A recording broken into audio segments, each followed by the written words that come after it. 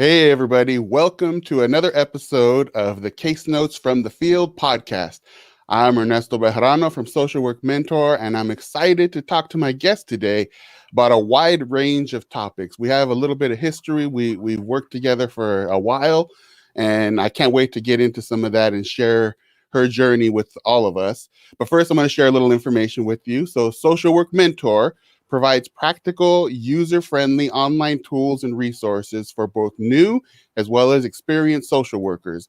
These resources can be found at socialworkmentor.com, which some of you may be watching from right now, or you can go to solo.to/socialworkmentor, and the links will be somewhere around this broadcast, somewhere in here. And you'll get the links to all of our social media accounts, our free guides, our social work merch, and more. And even this that you see here is one of the shirts that we have that there's new designs coming up shortly, but you'll find that in the links there. And if you email me after this broadcast, after you see or hear this, I can send you a coupon for a discount at the store. So today we'll be talking to Carla Torres. She's an experienced social worker who's an expert in cultural advocacy in large organizations. She's also an elected official in her local area, and she's a fierce, and I know this from experience, a fierce community advocate, and much more that I'm going to let her tell you about in a minute. But just the last thing is, if you're watching this broadcast live right now on our YouTube channel or on our Facebook page, then you have the ability to submit questions or comments and show them in real time. Now, Carla and I were just talking before this, and this is actually the first time that I've gone live with a guest. I've had some recorded ones, but this is the first live one. So in advance, excuse any technical challenges that may come up, but I think you'll be able to go onto our Facebook or YouTube pages and put up comments there.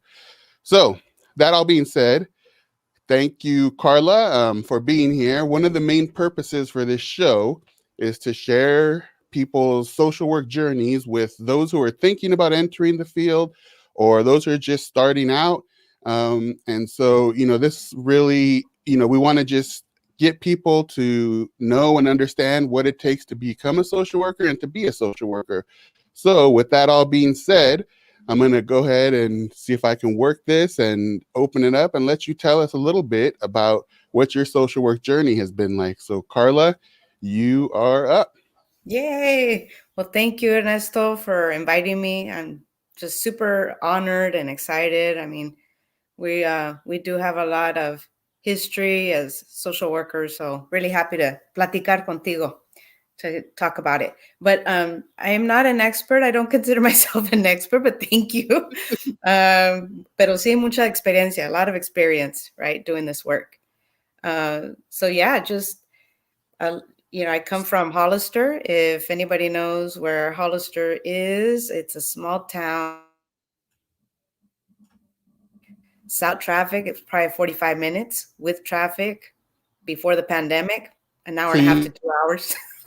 you kind of broke up a little bit there. You said you're 45 minutes away from, what was that? San Jose. Okay, so Yeah. close to the Bay Area. Would you consider it Bay Area, or you're kind of outskirts of Bay Area? It's separate I area. mean, I don't think the Bay Area would include us. No, we're out here. We're closer to. We're in between Gilroy, Salinas, Watsonville. So it's kind of like a little bit of small towns and primarily agricultural areas. Totally agriculture. We still have a lot of fields here. We have a lot of housing that's been coming up the last couple of years, but this was a lot of farm agricultural area. But now it's growing. So that's where you grew up, and that's where you actually came up and went to school and everything? Well, I was born in Gilroy, raised in Hollister, but yeah, it's this is where I grew up. This is where I've been, and this is where I came back home. Oh, okay. So Yeah. in all that time, so it seems like it might have been kind of a little interesting experience, because I think in the time that you've been there, you've seen kind of like the development and changing demographics and stuff. So as you were growing up in those formative years, do you think there was anything that you saw or experienced during those times, whether it was elementary school or up through high school, that that kind of started you thinking about social work? Maybe you didn't know it was called social work at the time, but issues of social justice or Mhm. equality or assisting people in need. What did any of that? Were you exposed to any of that or experienced that coming up? Definitely. I mean, I didn't know a word of English in kinder, right? Like, that come from, my parents are from Mexico. My dad's from Michoacan, my mom's from Zacatecas. Anybody's out there can relate. So they met here in Hollister, and then got married, had us, and growing up, they worked in the fields and in the tomato and then in the apricot and the walnut. That's what there is mostly here in Hollister. Hmm. Um, and then, so yeah, growing up, I went to kinder, didn't know any English. And my dad, back then it was different. And you're of my generation, so you know that, back then our parents, and I don't know how your parents were, but my parents were like, you need to learn English. you know, um, they had bilingual education, and my dad was like, nope, you're not going to be in there. You're going to go in English only, which was hard. So already I was feeling, I was Hmm. feeling like out of place. Uh-huh. And then, going to high school, back then in our generation, kids were tracked. Kids were either college bound or, you know, going to work after high school. And And I imagine it was in a small community, so it's a fairly small school. Everybody kind of knew each other, and families everybody. knew each other. Did people at that time kind of have in their minds like, okay, these kids, this is going to be their future, agricultural or whatever. These kids are going to go to school, and did they provide those depending on what they had planned for you? Is that the opportunities that they provided for you through high school and stuff in Well, terms yeah, of like like part of, resource? I mean, I'm, we're platicando. So part of the work that we're doing now with the school board is this whole school to prison pipeline stuff, right? Mhm. And so growing up, I saw a lot of my friends that got into trouble, got kicked out of school. We had a continuation school, so a lot of my friends went to go there. And then, but I always liked school. I mean, for me, that's my saving grace, right? Thank God that I Mhm. love school. But and so, luckily I had good teachers that saw something, and they mentored me and they guided me. Thank God, right? But they Mhm. didn't do that for all my friends. So Mhm. already I was seeing like, oh, and they were, so I was put in these classes, college bound, and none of my friends were in there a Mhm. lot of times. So already I was like, and I felt that. I felt that like out of place, fish out of water since high school. And that's when I started to, what you're talking about, like that's when I started to help people advocate. You know, um, I was in Mecha and LULAC and just really opening my eyes to the world and So are we to now? Are we equality. in college now? You're talking No, about, or high is still school. high school? High So you school. guys so you guys did have then some opportunities in high school to get kind of socially or civically involved and with the issues that were pertinent to that area. Then, Yeah, we did. Thank oh, God. nice. Yeah, we did. And we had, like I said, good mentors that were helping out and then guided us right to the right Hmm. track. But yeah, that was in Hmm. high school. And already I knew I wanted to be a counselor, is what I thought. And I wanted to work at juvenile hall. Uh-huh. I wanted to work with that population. Always I wanted to. And I never have. how did you know that how Never. did you even know that that was a population to work with? My friends Oh, the were ones that, they oh, were getting busted. They were getting, uh, they were going to jail or juvenile hall and I right. was like, somebody, and I know, and so for me, it was like, I know they're good people, but they're making bad choices, right? Hmm. And so I knew that already at that age, like, that seems unfair. And why, kind of those questions were coming up Hmm. for me. And so I thought, you know what? I want to go and help in there Uh-huh. and, and make a difference. So that's kind of a good point to make, I think, for people that may see this or listen to this. Is that if you're younger, if you're kind of in high school or beginning to think about and develop your future plans, it's important to kind of be aware of your, what are your peers doing, what's happening in your social environment, and see if any of that begins to inspire you. Maybe it's in your experience, it was friends that were involved with the juvenile justice system. But maybe for some people, I mean, if you're watching this, I don't know if this would be the case, but maybe you're inspired by animals and you start exploring that path, or, you become a veterinarian or whatever. So the point being is that if there's a particular area that interests you, juvenile justice or homelessness or things like that, that it's a good time to start just being aware in high school and looking for opportunities to help out, right? Did you in high school, through Mecha or LULAC or any of those organizations, were you able to do any like volunteering or even field trips or things like that to expose you Yeah. to those things? Yes, and thank God we had, the mentors we had, the LULAC and with Mecha, we had people that, took us on field trips to universities, had us volunteer, fundraisers, make enchiladas. And yeah, they kept us Hmm. busy. They kept us active. And, at the time I was like, oh, this is just, it's fun. It's something to do and you're helping. But I didn't realize, the impact. Hmm. But And it, you're right. High school students, this is their time to see, what do you enjoy doing? What do you want to do? mhm. Especially right now with everything that's happening in, nationally and with the climate. Yeah. Yeah. So it's a good time. I know you and I have shared interest in kind of our indigenous native roots. And a lot of times we talk about, we make the analogy of our lives being kind of analogous to plants or to things in the natural world. And so, I mean, even before high school, but particularly in high school, is a time to start planting seeds and beginning to kind of maybe give a little bit of water to those seeds and seeing what ends up sprouting. So for you to bring it back to your experience, that sounds like that's what you were doing, planting the mecha seed, planting the Right. lulac seed, and you were able to develop that. So then, Mm-hmm. as you got through that and kind of went through that, I know where you went to school, but how did you make the decision, or what was the experience from going from high school to then into college? And did you start off in social work, or what? How did that part of your No, journey go? I had no idea about social work. but and that's why I hope that, young people or people in college can see this and see that that Uh-huh. is a path. But no, I'm really lucky. I really, oh my gosh, I think my abuelitas are watching out for me, that I got into Berkeley of all Hmm. places. How did that happen? I People were praying for me. But at the time, we did have what was called affirmative action Hmm. in our state, right, where Hmm. they took into account people who came from areas like, rural areas, people who were people of color and women, people of low income. I Hmm. check, that was me, right? Hmm. And so I'll tell you really quick. So when I got in, obviously my friends didn't get in to Berkeley. They were going, some of them were going to other colleges and universities. So I was gonna, I was like, ooh, should I go?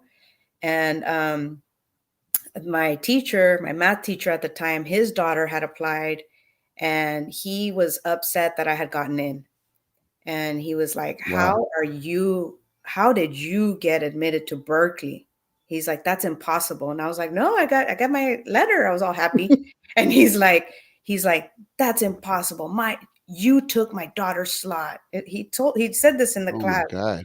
And I was like, I felt like embarrassed. I felt ashamed, and I just was like, oh, maybe I don't deserve to go to Berkeley, right? Uh-huh. And But it sounds like, hearing you say that right now, it sounds so just harsh to me. Like it hurts to even hear that, but we know that those things have been said and are said. And I think for some people, whatever your background may be, when you haven't been encouraged or haven't been supported early on, it's, I would say to take yourself maybe as a lesson to don't let that, get to you, to continue the struggle. Because there may be a lot of future social workers, our future colleagues, that might see this or hear this later and kind of be having doubts, but they need to know that it's possible, even when those people are in your face saying like it's not for you or you don't deserve it or whatever that may be. So So sorry to interrupt, but I No, think no, that's no, just a no. good lesson for younger people to hear. Absolutely. And so that continued. So he said that. I was like, okay, well, you know, I'm gonna go. I'm gonna go. And just to be honest, my dad didn't want me to go. Hmm. My dad was like, we need you to work, I'm not, and our parents don't know. I mean, they didn't realize the impact. They don't know what Berkeley is at the time. Now they do. But my mom Hmm. was like, no, you have to go. You Hmm. better go. Can you imagine though, Ernesto, like for yourself and myself, you think about an 18, well, at the time I was 17-year-old daughter graduating from high school. We both have teenage daughters, right? Hmm. Yeah. To go away to a city they've never been in. And mind you, like if you put yourselves in our parents' shoes, they don't speak English. They don't know what's out there. But go ahead, mija, go. Can you Yeah. imagine? Yeah. I mean, I know someone close to me who a similar story. Their father actually, they were accepted, they were ready to go off to college, and their father offered them or requested them more like that they would, if they would go instead of going to college, go to Mexico to where they were from in Mexico, and he would basically finance like their life in Mexico as a her life. It's this is a female, as opposed like he didn't want her to go away to school. He thought she would, get pregnant or Oh something yeah. like that. And so he said, "Don't go to school. I'll pay for your life if you Yeah. just go to Mexico and don't go to school." Isn't And that so, like they don't know. They don't, and I don't blame him, right? At the yeah, time. I mean, can you imagine? it's I out of mean, love. I mean, it's out of love out of and care from their absolutely. perspective. Absolutely. They don't want nothing to happen. He doesn't know what's over there. Like I can't even Hmm. imagine, right? The fear that they Hmm. might have been going through. But I went. Yeah. So I was like, I oh mean, no. I laugh because I do know the experience and I'm much more obviously aware, but I even have like I'm a little wary for my daughters. One of them Yes, is ready to go away to school soon, and me some of those feelings too. come up for me. So I imagine someone who has, who doesn't know that experience. It's I just can't imagine, right? Like how they must, anyway. So mhm. yeah, so I went. So you went. They dropped, this is crazy. So they dropped me off on the day to the dorms, right? And then they were probably there for 10 minutes in the dorm room with me. And they're like, okay, my dad, this is just how he is. If anybody knows my dad, he's like, okay, ya nos vamos. Ya estás bien? Mhm. Ya no necesitas nada? And I'm like, you're leaving? He's like, yeah, ya nos vamos. And then as soon as they left, and I told my mom too, she laughs now. I started crying. I was like, I'm getting emotional thinking about it. I started crying. I was like, oh my God, I don't know anybody here.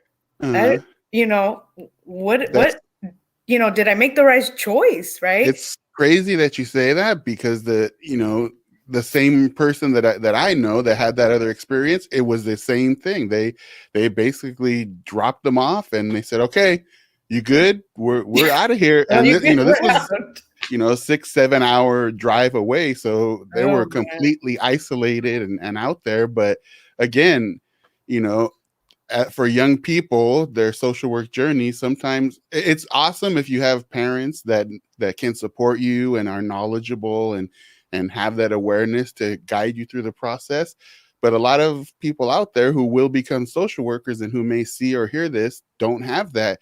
And Yeah. I mean, I can't reinforce enough the importance of hearing your journey for those people to know that you can continue fighting through. But it's hard, right? I mean, clearly it's still hard for you to even to think about that experience. But Yeah, it was crazy. And I think, yeah. So so so I think did that you know what your major was? I'm sorry, did you know what your no, you just were no. I'm plopped like, in? I'm in Berkeley. This is awesome. How the hell did I get here? Right? And then mind you, I'm coming from Hollister, right? So I don't have the latest clothes. I'm in like a sweatshirt, baggy pants, uh, ponytail, hoops. I'm like, I'm here in Berkeley, you know?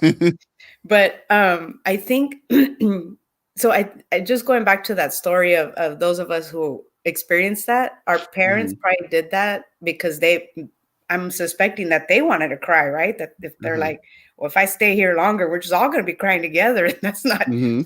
That's not good. But so anyways, so to, keep and then this theme as we're talking, I'm just, reflecting that I would go to class, and even in the dorms, they would ask me like, how did you get here? And I'm like, what do you mean, how did I get here? Like you.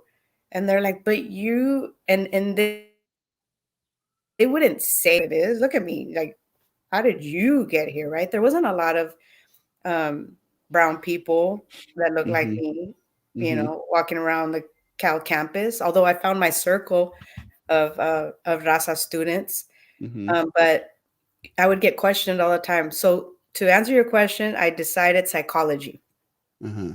as How did that decision get made? How did you because I wanted decide to on be a psychology? counselor. Remember, I wanted to be a counselor in high school. I was Uh-huh. like, I want to be a counselor. What's But close? was it through, like, did you have a counselor there at Berkeley that did that, or did you just take a class and realize that was the thing, or how did Yeah, I you think that took classes. I kind of, I asked questions, and I thought, you know what, mm, psychology. But the other one at the time, we also had Chicano studies there at Berkeley. uh-huh. So I was like, I like that too, right? So Mhm. those were the classes I was taking. And my psychology class, especially when I'd have to take chemistry and all those social science, molecular cell biology, and all that, Uh-huh. I would get the questions of, "Are you sure? Are you in the right class?" I was like, "Yeah, it's on my thing, whatever Uh-huh. my schedule." Ernesto, I get that frequently.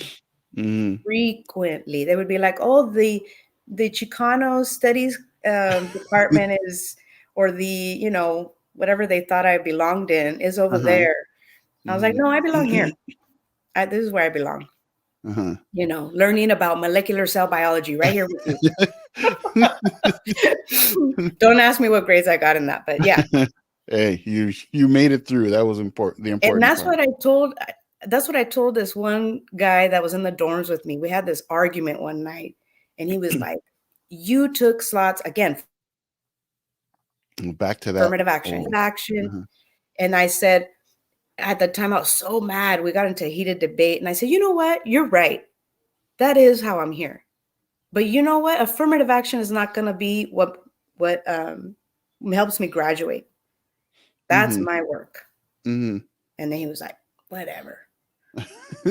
Yeah, it was a for you and I during that time. There was a lot of stuff going on, and depending on where you went to school, like I know you went to UC Berkeley, so it's pretty much an urban area, and there's a lot the tradition at Berkeley of activism or and Chicano activism there, and so there was that experience, and then for myself, I was away at school at a campus that was way rural in Northern California, and you know just because I was removed out there, the dynamics of how different populations viewed each other Mm. and affirmative action and all that, it was there too. And so the social activism, social justice, advocacy, the things that I did up there probably looked kind of similar to what you were doing here, even though we were in very different worlds and very different environments. And so now, for young people that are going to school, it's the environment has changed and the specifics have changed, but social justice obviously is a huge thing right now, and that's all about us as social workers, right? That's at the core of who we are, is what is like one of the pressing issues in society. So the challenge, the opportunity for young social workers, young students going into this area, I mean, the world is basically wide open to you, kind of like it was for us in some ways, I think. I think that you're right. I think parallel process, the climate at the time was, there was a lot going on with propositions, right? Three strikes, you're out was at the time.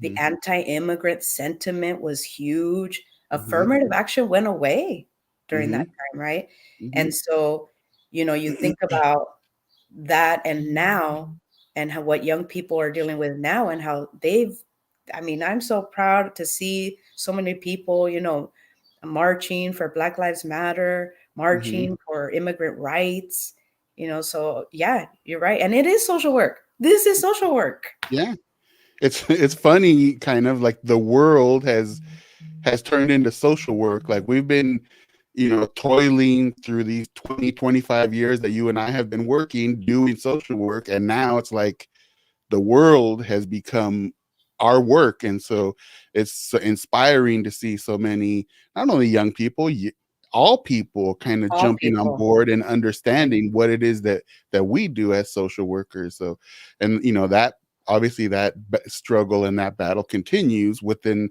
the larger societal perspective. But zooming back into your experience, Right. um as you struggled through that and went through college, did you then start, you went from, you started with psychology, did you, Yeah. I don't even remember exactly what your actual degree was in, but how did you move through to Right. finish at Berkeley? So, I think I have to say that one of the biggest impacts and the biggest learning that I had at Berkeley was through the activism, through my Hmm. participation in Mecha, through learning about indigenous traditions. We had a mentor, Gabriel Hernandez, who was working with a group of us that were mechistas that, to do this work in East Oakland. We started there and we just started calling it like a mentoring thing. And we just went out to East Oakland schools and on our own, we were like knocking on doors. Hey, can we help and mentor kids here? And and that working with those young people. So at the time, imagine, right? Again, I'm 18, 19 years old, a group of 18, 19-year-old college students going out to East Oakland. And, Hmm. and we also went to Berkeley High and Richmond and San Francisco. And we were like, we want to help mentor, give us the most at risk, right? That's what they call the Uh-huh. students at the time, at risk. But Yeah. now, you know, we, anyways, so give us the 16 to 18-year-old students. Well, I'm going to tell you, in a nutshell, Ernesto, those students have surpassed us in education. Those students we worked with and we were mobilizing, we would take them to Mecha conferences with them. We would hang out with them. We would truly mentor them. I mean, Uh-huh. we're now I'm close friends with a lot of them. One of them is a PhD now, and Hmm. many of them are teachers and social workers and activists. And that was social work too. Hmm. That made such a difference for me. I mean, it was that taught me a lot about organizing, spirituality, advocacy, the education system, how it sucked. Hmm. I didn't know how bad schools were until I got to East Oakland. Hmm. Ernesto, I know you've seen San It's Jose. I've seen yeah. Hollister. Whew, Hollister's. I mean, we had nice facilities. And then I went there. I'm like, what the heck? And then you take that, I agree, like when you go to different areas it's different. The person that the last episode of the case notes from the field, which you should all go back and listen to that one too, but that individual was talking about, they came from the Bay Area as well, but they went and did like an internship with SEIU in Detroit. And so he said like he had been in East Oakland and places in the Bay Area, and he said what he experienced in Detroit made Oakland and the things that Oh, over here seem kind of tame. So no way. as we do this, as people listen to this and watch this, I don't know, or you don't necessarily know the what environments they're in and whether it's a real hardcore area that they're working in or not. But to your point is that whatever the level of, whether it's poverty or socioeconomic challenges are in any particular area, those people have something to teach. Those people have, as you mentioned, there are teachers. They've developed who we were. Yes. And not only that, but it goes back to the point earlier about organizing and spirituality. Uh-oh. So you're frozen for now. But another thing that I will say, as you're frozen and hopefully coming out of that, um, I'll just also echo that, talking about my college experience, I have a similar experience in that, as I, when I talked about, I went to school at a different area. Looks like we have her coming back on her phone here. So let me add Oh, you there and take you out here. So I was trying to sorry. fill.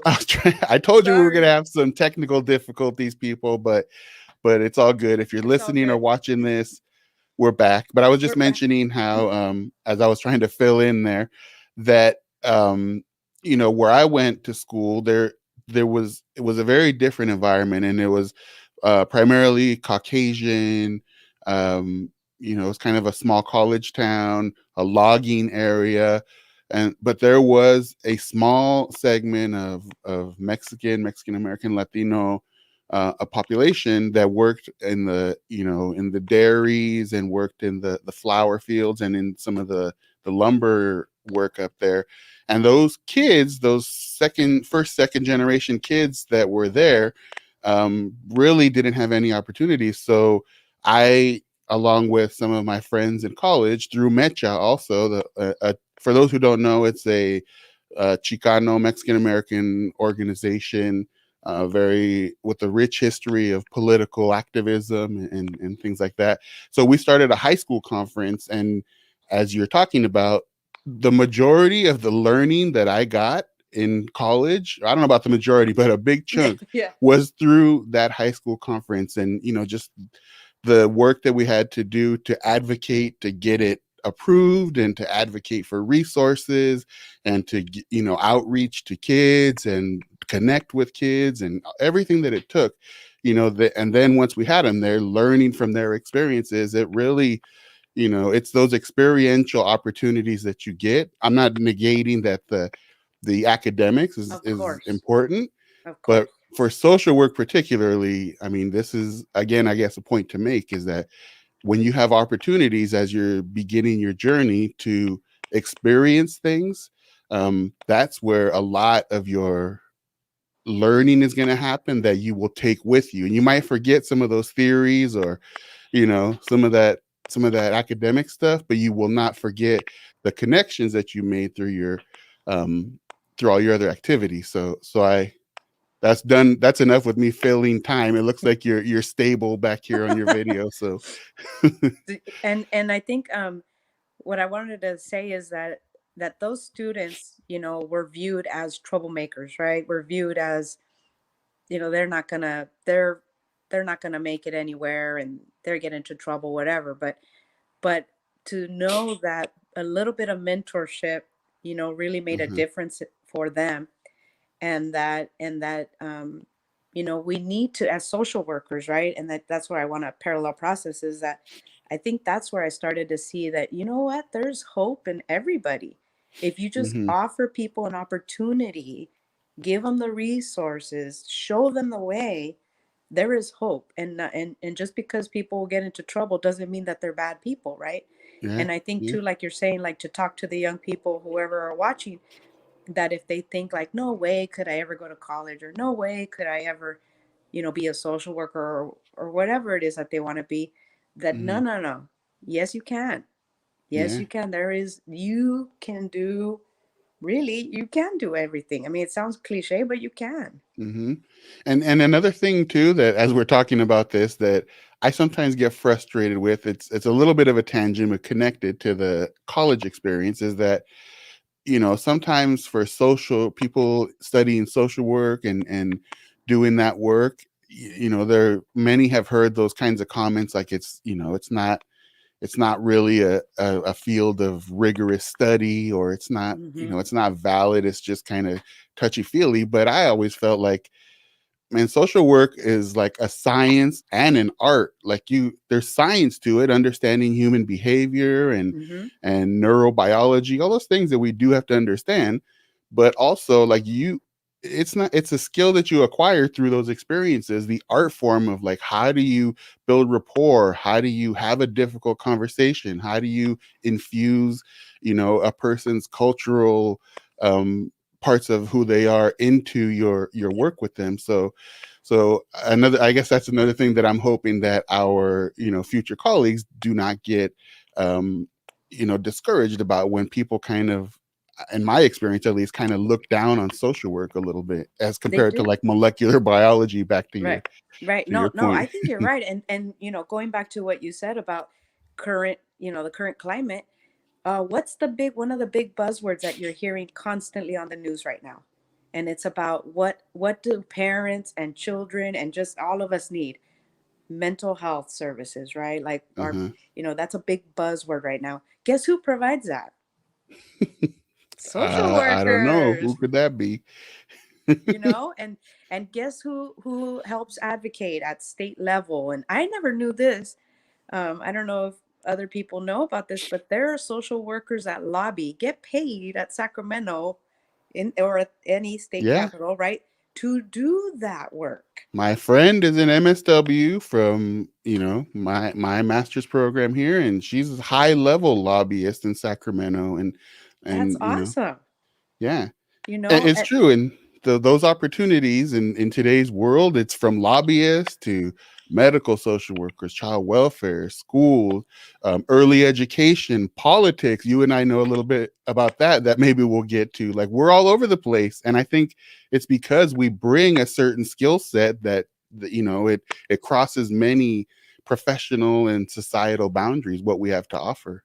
right, totally. And just for everybody to know, you and I, that's part of the work that we. Uh-oh. Oh, there you are. But now we can't hear you. Oh, um there you go. You're we back. in the schools, we worked in the schools, in Right? school setting in San Jose and Gilroy, Mm-hmm. and that was the most rewarding work, I gotta tell you. Yeah, you're right in there, and we can go off on another tangent about our work in school-based social work, and just the dynamics of what that position looks like. And actually, if you are listening to this either live or after the fact, and you have a comment or question about your experience, or questions about what it looks like to do school social work, feel free to drop them here, because we can answer those. And I mean, this is Social Work Mentor, so if we can mentor your thoughts or decisions in social work, whether it's child welfare or school social work or prevention or politics or any of these areas that we have experience in, that's what we're here for. We're here as a social work family. So we keep For getting sure. into all these things, and we're still stuck in I know, your college experience. sorry. Oh, it's me. So much.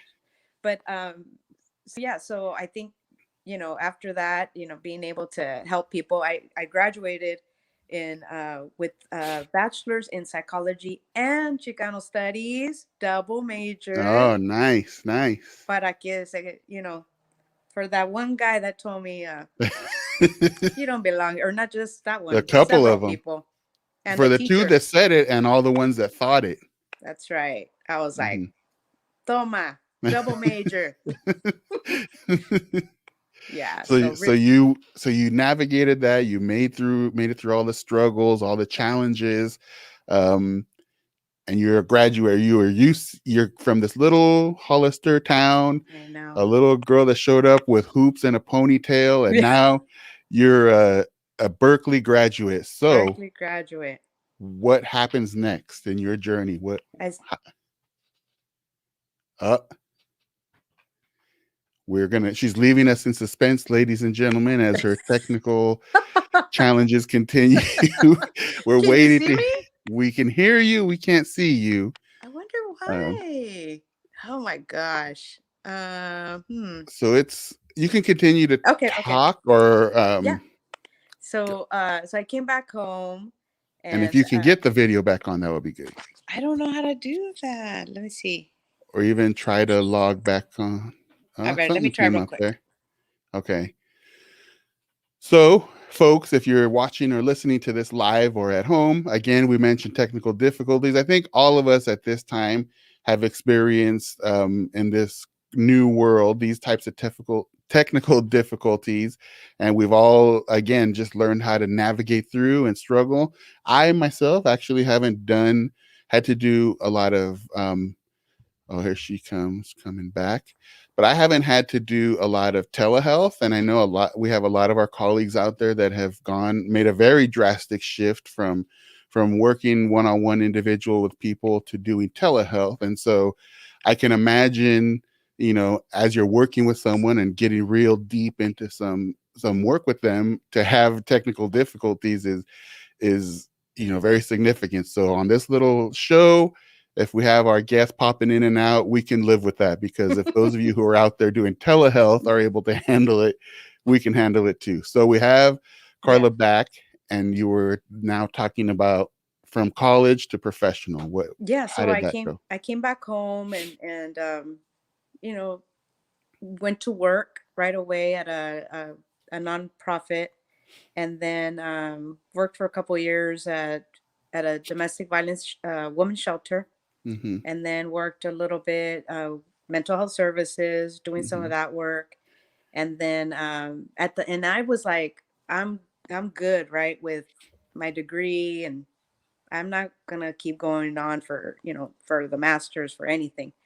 But then there are people that came in my life that were like, oh, you know what, I'm gonna go and in the master's program at San Jose State's master's in social work, and I didn't know what social work really was about, or all the places you can work in. And so I started asking questions. I was like, should I do it? So I did. Obviously, I went to San Jose State, and thank goodness, right? Because it opens a Mm-hmm. lot of doors. So before you start Nowadays, your going, bachelor's, you can't just yeah, have your bachelor's. you get to a certain level and that's it. But before you go there, just you mentioned your nonprofit job and Yeah. your other work that you did. Were you just applying for those jobs kind of randomly, or did you know professionally which way you wanted to go, or were you kind of testing the waters, or how No, did that no. happen? The other thing too is when I first, actually the jobs I did before that is I went and I was thinking of going to education, so I substituted at the high school. I got my CBS, because a lot of my friends were teachers that from Berkeley también, and so I was like, well, maybe that's what I want to do. I wasn't sure, right? I knew I wanted to be a counselor, but wasn't sure how to do that. And then I applied to juvenile hall here in Hollister and to in San Jose. They didn't want me. I never got a job there. Wow. And but what I want to tell the young people is that you just never know what your path is going to be. I Hmm. would have never ever, Ernesto, never ever ever, and still would not choose child welfare, which is where I am. Had any of us known, we might have looked at things a little differently. But to your Where point, exactly, I think, again, back to some of our indigenous beliefs and thoughts, some of that for us at least, or I'll speak for myself, Yeah, there's part of your life that you control, and part that's unknown, and you're there's a path that sometimes, if you believe these kinds of things, I do. there's a path that's set forth, and it's kind of like out there in the universe, and you control what you control, but you also take what comes your way and make that who you are. Right. So yeah, it's interesting how those things happen. But so I you were just basically then Yeah, kind of just just checking. getting into, yeah, Yeah, just that checking early things stage out. of, uh-huh, Yeah, just kind of applying to jobs and checking things out. What do I like? Right? And that's what I would uh-huh, recommend for any young person that is interested in social work is do an internship, apply to mm-hmm, different places, check it out, right? mm-hmm, But because I know we're on limited time, I want to say this. You've mentioned it and I haven't, is the our cultural beliefs and as far as spirituality, and I have to say that if you're going to do this work, and really any kind of hard work, right? right, Working with people, you need to be able to take care of yourself. You need to figure out what that means for you. For me, it was when I came back home, and I had already known about Danza Azteca, and I had already, met a couple people, the group that I'm with now, so that's the Aztec dance, right, for people Aztec that don't dance, know. the Familia Castro. I had seen them at Berkeley, and I knew them, right? But I was like, that's not me. I'm not gonna. But when I came home, I was like, you know what? I'm gonna go check this out. I'm gonna see, because I was older and, I in a different place. Uh-huh. And let me tell you, that is my saving grace. That has helped me be grounded. That has helped me like just kind of, just focus on the dance and pray. and learn about, indigenous traditions at the same time. And my kids have been raised in it, my sister, my nephews, everybody. Hmm. It's a family thing. But that is key to any social worker. If you're going to be in this work, you got to learn how to take care of you, whatever that means for you, Hmm. right? And I Hmm. don't know what you do, Ernesto, for yourself, but I mean, you can't help the people if you don't help, if you're not okay, if you're not healed or healing. Yeah. Yeah, I mean that's that saying that some of us learned in school, or once we started working, that you can't pour from an empty cup. So you have to fill your cup before you can, pour anything to anybody else. And I agree that with one point that I wanted to make, I think what you're in part talking about here is self-care, and that's like a huge buzzword that Buzzword. we throw out there all the time. And maybe hopefully we'll get to some stuff about large organizations, but people talk about self-care. Do your self-care. Make sure here's this class for self-care, or watch this webinar for self-care.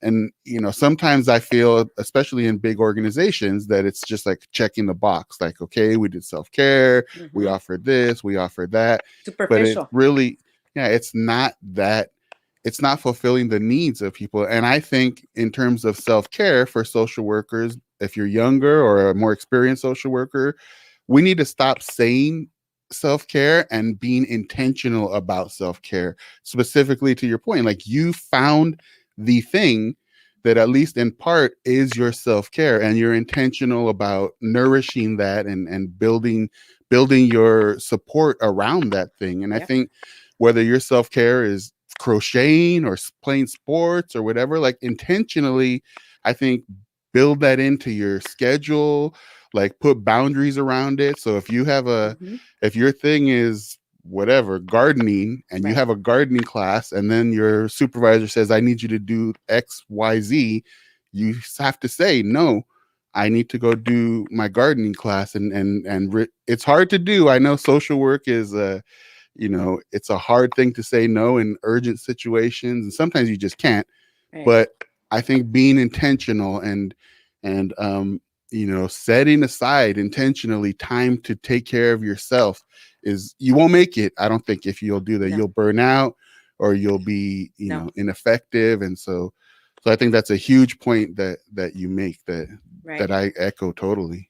And I agree with you. I don't like the term self-care because I feel Hmm. like it is very superficial, very check the box. And Hmm. I think it is more of, so one piece is my danza, but the other piece that I think is also important, and you spoke to it, is the support group.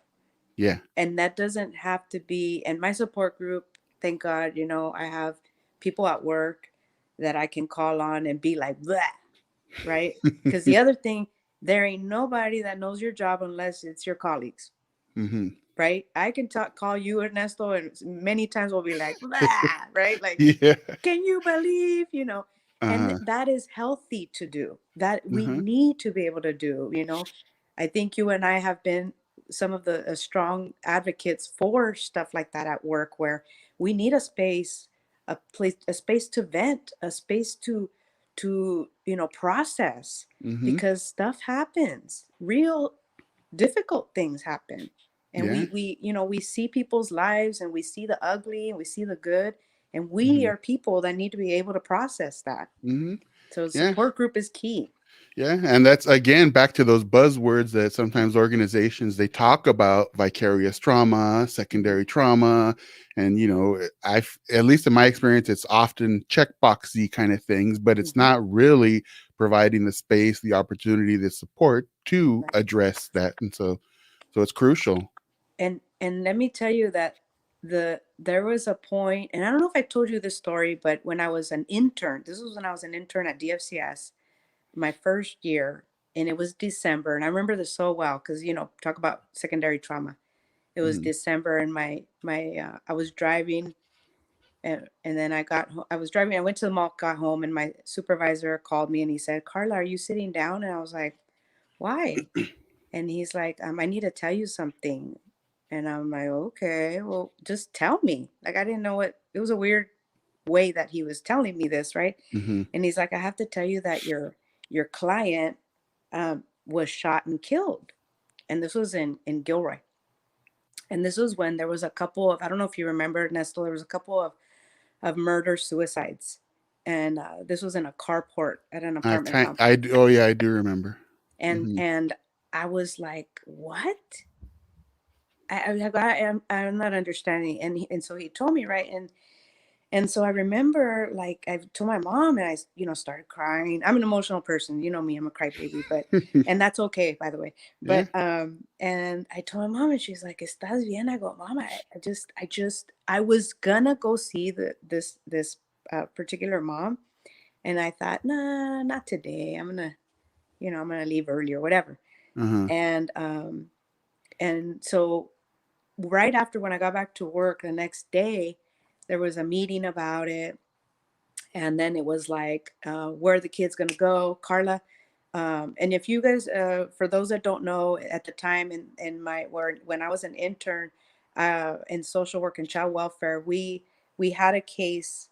It was called vertical case management. So we would get a case from the beginning of Hmm. the investigation all the way through. Where now we break it up into, right, emergency Right. response, investigation, continuing. So when that happened, hello, the children, where's the father? So all of a sudden there was an investigation that I had to complete, Ernesto. Hmm. Mind you, I'm an intern. Having just.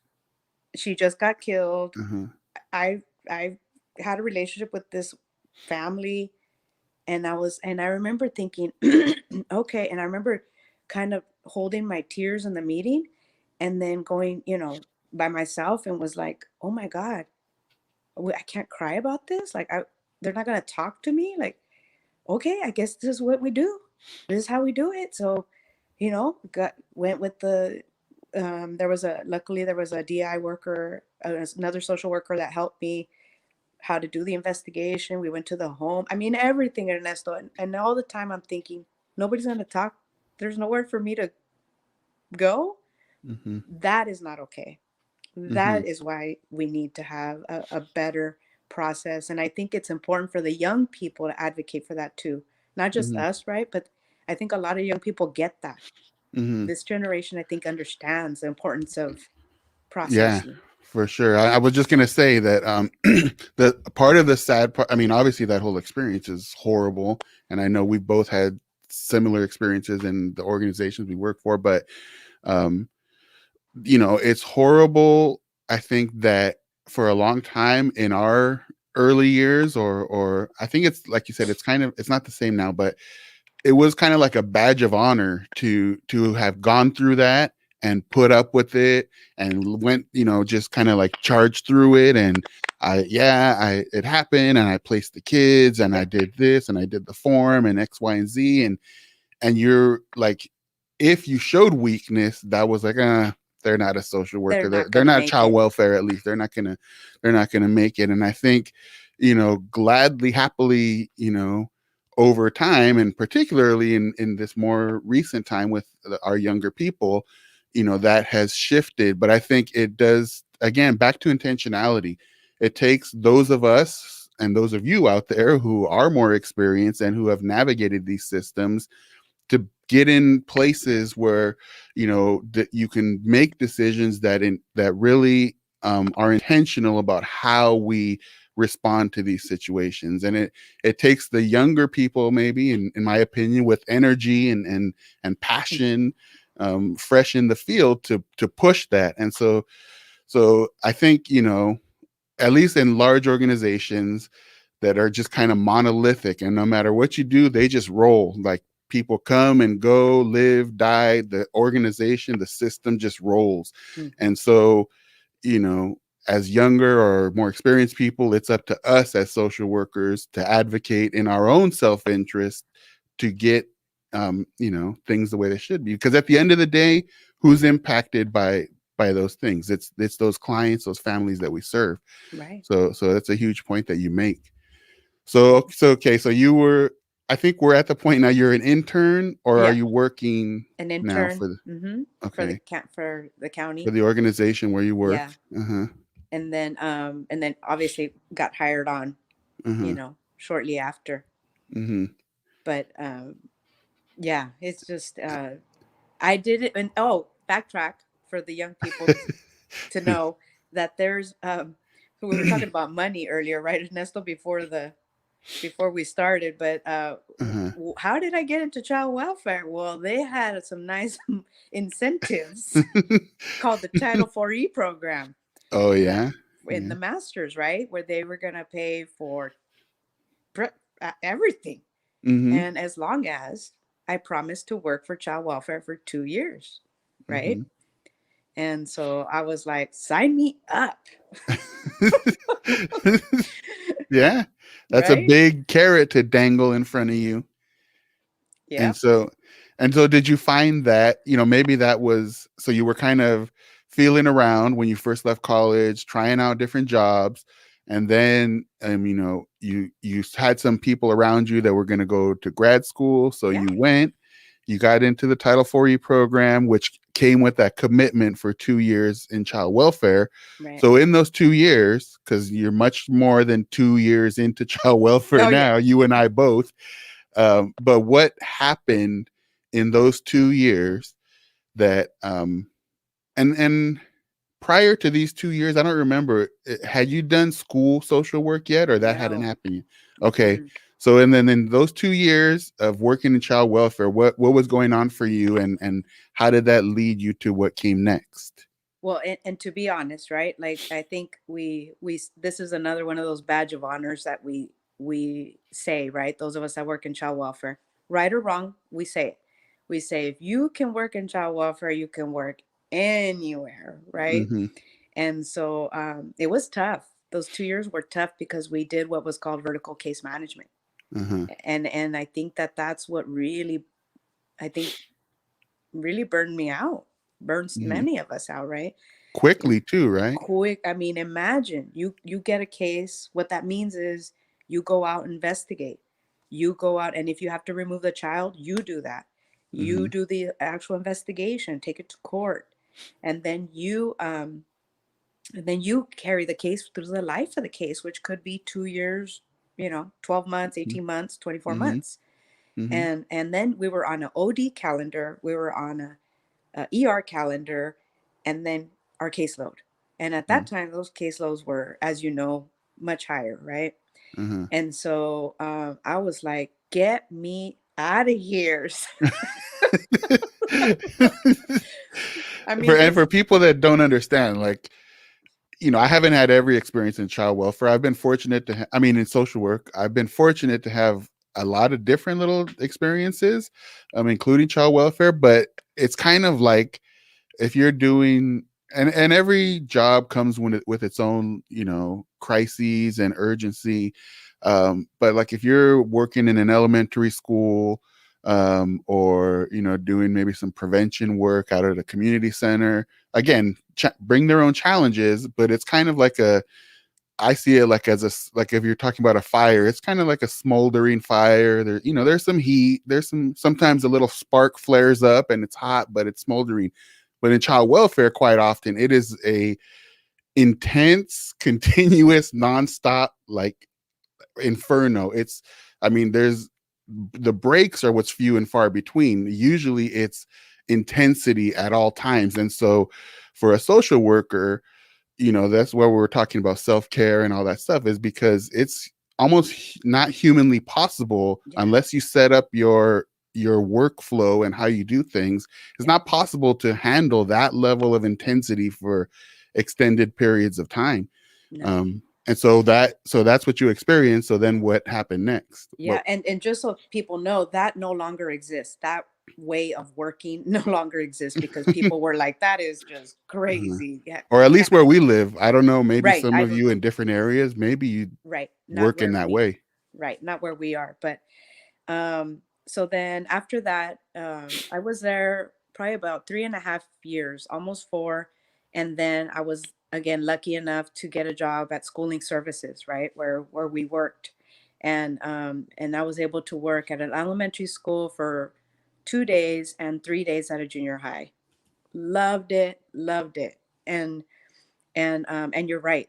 I was busy, but I wasn't I wasn't overwhelmed. I wasn't like, oh my gosh, uh, where do I go?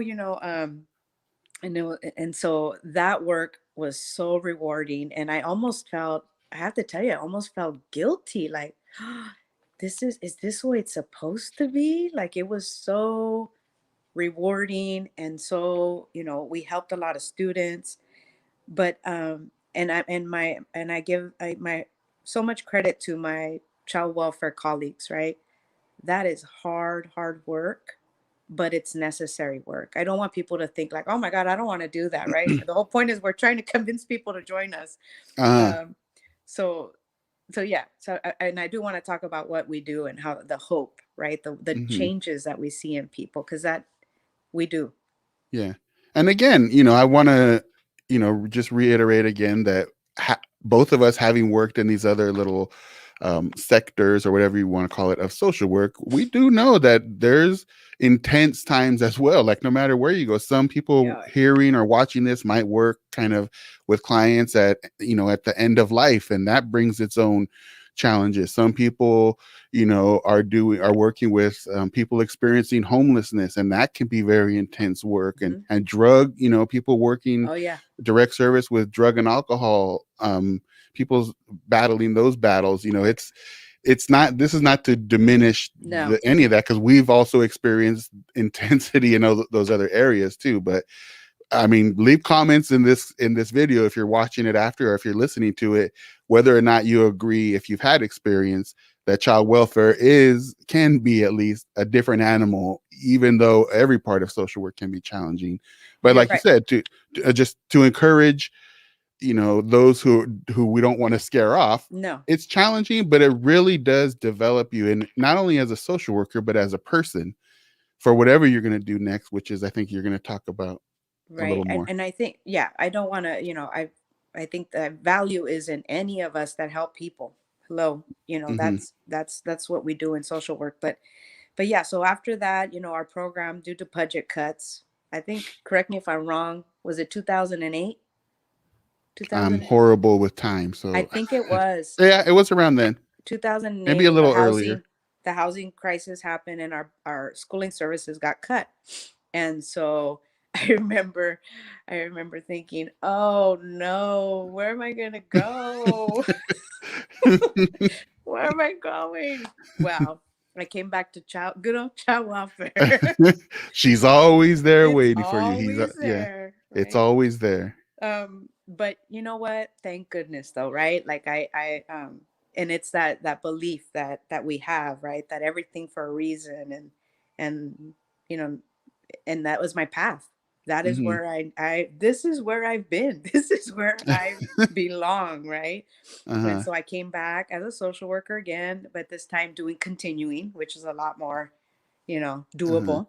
Hmm. And then eventually promoted to a coordinator, working with the parent advocate program and covering, and this is unique, I was able to facilitate a women and men's drug intervention group, at the time.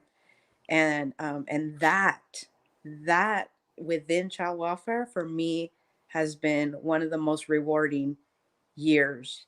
I did that probably for about 8 years, and just talking to parents, men and women who had substance abuse issues, were in the child welfare system, and just really struggling, right? And then talk Hmm. about, people who are, who are the most vulnerable, who people think are, they talk down to them, who think that, what, how dare you do this, or why did you do that, and judge them. And you know what, they're really good people. They're just people that, again, have had a bad experience and don't have the resources, and made bad choices, honestly. Yeah. And I've Yeah. seen, and that Ernesto, right there is the successes that I've seen. Hmm. I've seen parents that you would, and I always tell the people this, like my unit, like, you never know who's gonna make. You can't judge when they come through that door. You don't Hmm. know. You can Hmm. think, and I have, between you and I, right? We have 25 years experience plus Each. Yeah. each. So I between you I and I, we're talking half a century. have to say, yeah, 50 years, right?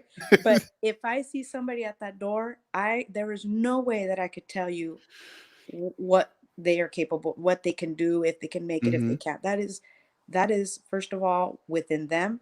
But Mm-hmm. our job is to hold that hope. Our job is to tell them, you can do it. Let me show Mm-hmm. you how. Let Mm-hmm. me let me let me show you the way.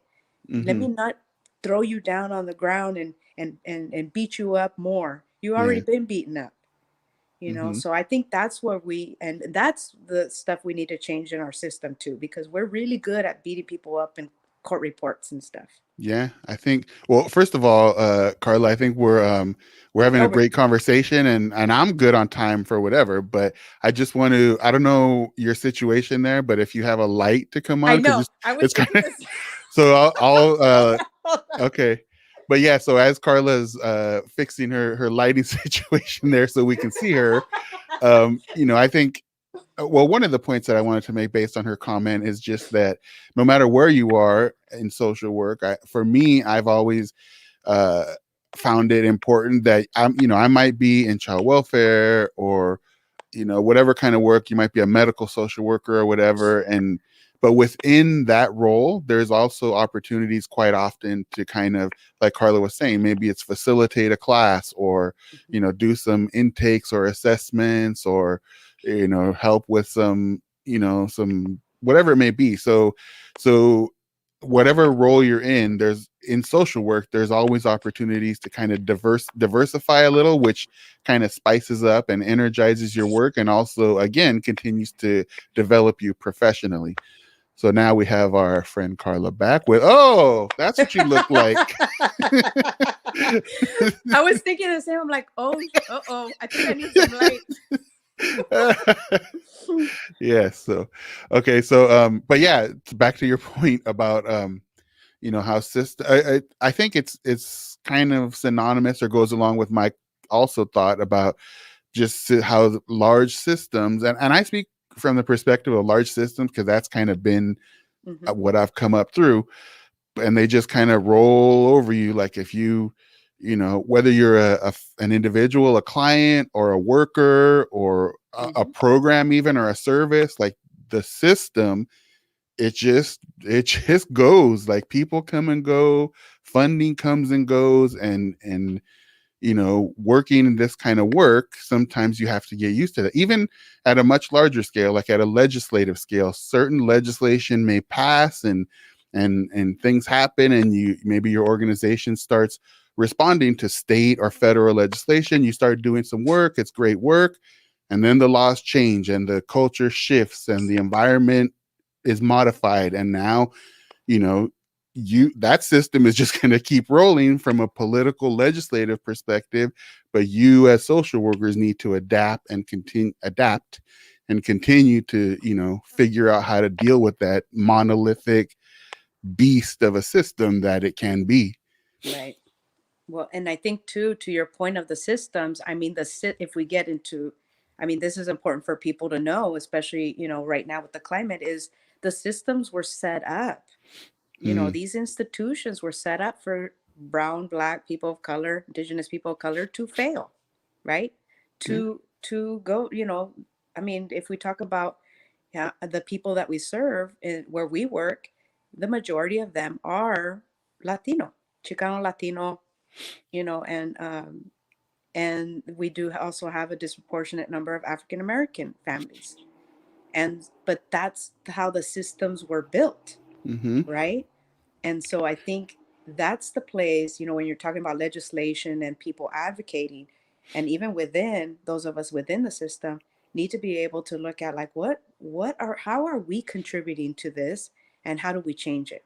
Yeah, and I think that's a great point, and a part of it that I often think about is, we talk about that, what you just brought up, but I sometimes think about, like, what does that look like though? What is it look like to be a system that's built in a certain way, and it could be something as simple as not having forms translated for people that don't speak English. It could be a certain symbolism that's used in a reception office or something that's not, it's not really, it doesn't go with the cultures may utilize that, all the way up to real legislative systemic ways that that processes and protocols and policies are built. But as social workers, we talked about people that are lobbyists and work at Sacramento. We can have an impact at that level, all the way from we've experienced, I think, clerical individuals who work clerical, who have that level of cultural competence or cultural humility to be able to see those things and point them out and make real life changes that impact people coming into offices. So we talk. I just hear a lot of times us talking about how this system is built to put people at disadvantage, and I think it's important to talk about too, like, what does that actually look like, so that we Right. know how to change it. No, totally. I think that there's a lot of things that we can change internally, right? And there's a lot of things that we can advocate. And you're right. From the moment someone walks through that door, what's the message we give people, right? Are Hmm. we greeting them? Are we judging them? Are we closing the door? You Yeah. know, and are we providing it in the language that they know? I Hmm. mean, it's basic civil rights, and it's sad to say that it's still not totally followed. You and I both know that. Yeah. Yeah. Well, as we start kind of coming to the, towards at least to this point of your career, that, where you are now. So, I know we both have supervised, social workers, and now you're in a little bit of a different role, and you do stuff outside too. So, Right. for people who may be currently at a similar stage in their career, or, people that are looking forward, what would you say about, um, the path that you took to get to this point and where you are now, and Yeah. maybe things that social workers might consider at this stage of a social work career? Like, we're probably in, if you're talking about football, we're probably in the fourth quarter of our social Yeah. work game. Finally. Hopefully we don't have to go into overtime. No, I don't want to go into overtime. I want to go join another game. Yeah, exactly. um, I think what I want to say first is that I also feel like I did not do my successes are not my own. You know, people pave the path for people like you and I, Ernesto, and Hmm. that that suffered. People died for us to have an education. People fought, for us to even have the opportunities that we've had. And then I think to honor our ancestors, my grandparents, my grandmothers I never met, but my grandfathers who worked. Sorry, Yeah, I get I think emotional. it's for a lot of us who have gone, through our journeys, whatever they may have looked like. um some of us are in this work because, not only like, because of the work that people before us did to put us in this position, but it also inspired us to want to help, if that makes sense. So, Right. some people are in social work, at least from what I've seen, because they've seen, injustice. They've seen people needing help. And there's something about who they are and their upbringing that caused them kind of externally to kind of want to get in there and help. And they're 100% valued as social workers for that, from that perspective. But there's also some of us who kind of have that lived experience, and we've lived with maybe, um you know we didn't have, electricity, or we didn't have water a week, or we didn't have a home. And so,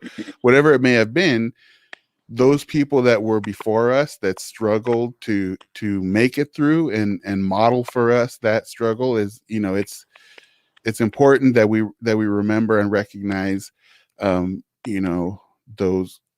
that struggle that people had before us. And, who knows what our children will look back at us and say, but we, at least, I think, have the responsibility to recognize the dignity that those people before us had. And not only that, I mean, this makes me also think that there are people currently in our systems, whether, Mhm. again, they're experiencing homelessness, or in the child welfare system, or having problems with the school system, they're going through a struggle too. Right. And yes, we help them through those struggles as social workers, but from a larger perspective, I think it's important that we call those out and we raise up those experiences to people, because if you're not a social worker, people frame it as like those people are lazy or they're bad parents or whatever. And so I think it's important, as you're doing, to acknowledge those who came before and those who are currently in a similar struggle of, trying to make it through this crazy world, for especially if you're from a disadvantaged kind of background. Yeah, so I think definitely honoring our ancestors, everybody, the people that came before us. I mean, I wouldn't be where I'm at without them, and Mhm. obviously my parents, I Mhm. mean, of course came here without knowing English, without much, right? Yeah. And so I think that's what drives me personally to give Mhm. back. And I want to say that because I think that it's important for young people who have been in similar situations to know that nothing was nothing is given to us, or we're not successes on our own. I'm here on the backs of people. They're Mhm. holding me up. I'm not here Mhm. on my own. And none of us really are, right? Like there are people who suffered for us to be where we are. And so then our responsibility is to give back. I think Mhm. that's a responsibility, and to give back in whatever way you can. I think you and I both are doing that in our respective elected official positions, right? Uh-huh. Is that's how we give back and Mhm. change the system Mhm. within. I mean, Yeah. that's crazy. And let's get into that. So, we talked, Yeah. we could go on for days, and maybe we'll have further conversations about, because there's so much to talk about with child Right. welfare and everything else. But to kind of finish up here, that Yeah. there's an interesting aspect, I think, that's, maybe I'm wrong, but I think it's growing amongst social workers, is the realization that we have really, I think, a very specific skill set to bring to the political realm, Hmm. that that especially, we talked very early in this interview about the current environment and social Right. justice in the world, and who better to be, in political positions than those who can see things from experience, education, training through a social justice lens, but also have the, what's the word, temperament, temerity, rational thought to be able to kind of look at policies and look at, Right. this kind of work in a way that balances social justice and feeling and emotion with logic um and thinking things through and making good decisions. So talk about Right. your elected experience, or elected official experience here locally. Right. So I got elected at the same time as you, right, to the school Hmm. board in the city where I'm in. And one of the reasons was because, again, seeing the disparities with populations such as the students in special ed, our migrant students, and our students of English language learners. And I was just seeing, also hearing that there was just this real inequities going on in the school district.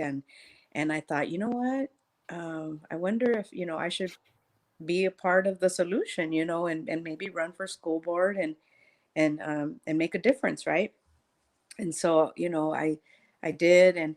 And I think one of the things that I didn't realize, right, that people make decisions at these elected official positions, but I guess when you're in the seat, and I don't know if you had this realization, but I remember just sitting there one day and thinking, oh my goodness, the people have been making decisions for us meaning people of color, that are not like us, that don't understand us. And no wonder we haven't been given certain opportunities, or no wonder we didn't get certain resources, right? Because we make decisions about budget, resources, policy, Hmm. staffing, right? Um, that or facilities, right? All these Hmm. things. And it's like, oh my goodness, And not what? only that, we kind of like model the culture of the district and Right, the tone of how we want everyone in the organization to operate. right. I mean, it's a great responsibility, Hmm. and can be taken advantage of, Oh, for sure. can Yeah. be misused and abused Hmm. with the wrong, right, with, and so I find that work so important. Some of the big things that we're working on are, is this resolution and actually a task force to address the school to prison pipeline. Hmm. What? Huge. Uh-huh. Huge for Hollister. I mean, you would never, it just, I feel so overwhelmed when I think about the work we're doing. We hired, when we first got on the board, we hired the first Spanish speaking Mexican superintendent in Hollister.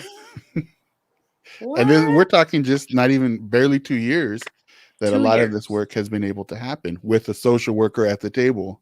Yeah. I mean, I Along don't with, know if I'm sure there's other people that collaborate yes. too, but I know that Yes. you must have taken a huge part of those decisions with your lens.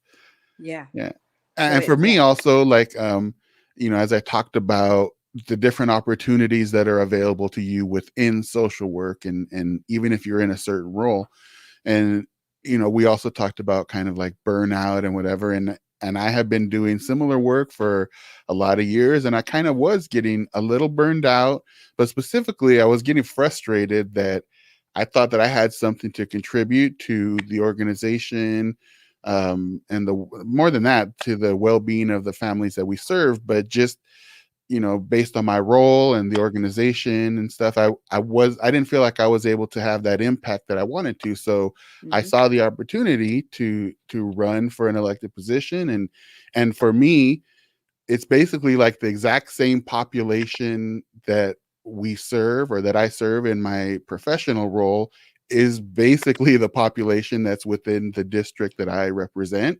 And so I felt like if I can't have as much impact as I want through work, I'm still going to do my best work and impact Hmm. those that I work with there. But I have the opportunity to impact that same population at a much larger scale. And so that's why I chose to run. And you're right. It kind of slaps you in the face. I remember when I first got elected, like the next day or two, couple days, I was actually at an indigenous ceremony. It was around Thanksgiving time, and so as I was kind of being introspective, just the sheer responsibility when you think about you know being a large part of the future, generational futures of 100,000 people in my particular area. And that's a heavy weight to have on your shoulders, but it's also a great opportunity if you come at it in a good way, and with the right intention. Yeah. So again, it's if I wasn't a social worker, if I hadn't had this experience, I don't think that I would have come to that motivation to be there, nor do I think I would have been able to contribute what I have been able to thus far. So social work is really, to thank for my journey Oh, I in that agree. thing. I agree. And that's, I mean, there's nothing, I mean, everything that, we've learned there, the training, the experience working with families, absolutely. It Hmm. translates into the work that we're doing on our school board, Yeah. and yeah, because Yeah. we see it different, right? But it's a nice balance to have on our board. We have retired teachers as well, and Yeah. community people that work, that in education, and it's nice to have the balance. Hmm. But it's important to have a social work voice there. Hmm. Yeah, I agree.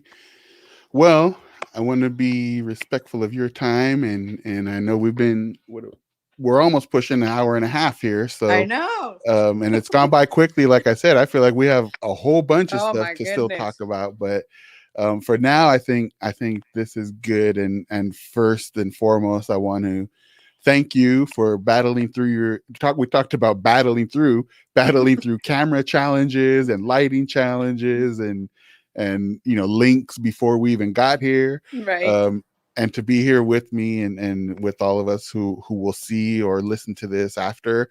I think you've shared a lot of stuff that people can use in a very real way in their own social work journeys. And so I want to just really, really thank you for that, and just for our friendship that we've had over the years, and that we'll continue to have, even though you're a Raiders fan and I'm a Chargers fan, Raiders. and that's a different conversation.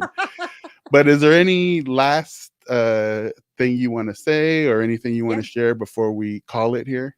Yeah, I want to tell you thank you too, Ernesto. I really value our friendship and our, being colegas and working for social justice and being part of, we didn't even talk about, our employee group called El Comité that we've worked on. I mean, Yeah. there's so much, right? But I want to Hmm. thank you. You're also somebody that, has really done a lot of work and in the community. And I also want to tell, the people watching, and we keep saying young people, but there could be older people trying to get Yeah. into social work too. But so Younger and sorry, older and watching and listening. I There's a apologize podcast for for, yes, we apologize for just referring to the young people. It's all the people, whoever wants to be a social worker, anybody, vámonos. I just want to Yes. say that we need you. We need your voice. We need people that care to help people who are vulnerable. I mean, that's bottom line, right? And so, please consider it. And yeah, just thank you everyone. And this is exciting. It's fun. Yeah.